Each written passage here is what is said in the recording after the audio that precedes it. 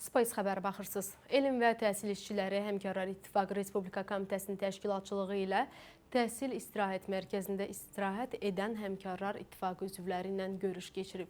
Mərkəzə gələn qonaqlar hər il minlərlə müəllimin istirahət etdiyi mərkəzdə yaradılan şəraitlə tanış olub. Həmçinin istirahət edənlərin təklif və fikirləri dinlənilib.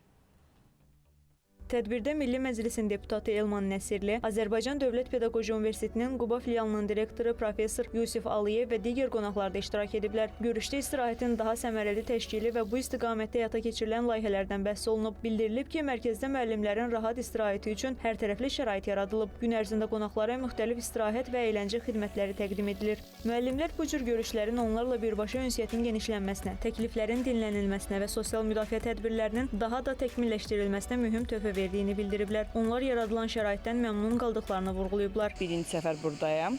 Havası, dənizi çox gözəldir. Meşənin və dənizin birlikdə sintezində yaşayırıq.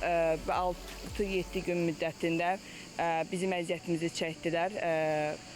Və çox sağ olsunlar ki, bu cür şərait yaratdırıldı bizim üçün. Qeyd edək ki, istirahət proqramı çərçivəsində müəllimlər və onların övladları üçün müxtəlif idman və intellektual yarışlar təşkil olunub. Yarışların qalibləri Elm və Təhsil İşçiləri Həmkarlar İttifaqı Respublika Komitəsi tərəfindən kubok, medal və hədiyyələrlə mükafatlandırılıb.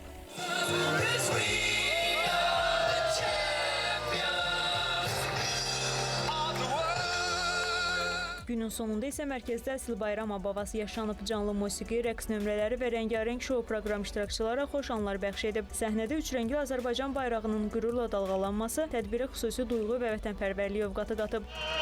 Alqışlar gəlsin! Beləliklə, müəllimlər üçün təşkil olunan bu görüş istirahətlə yanaşı xoş xatirələrlə yadda qalıb. Emin Vaykoğlu, Günəş Rızayeva, Space xəbər, Quba.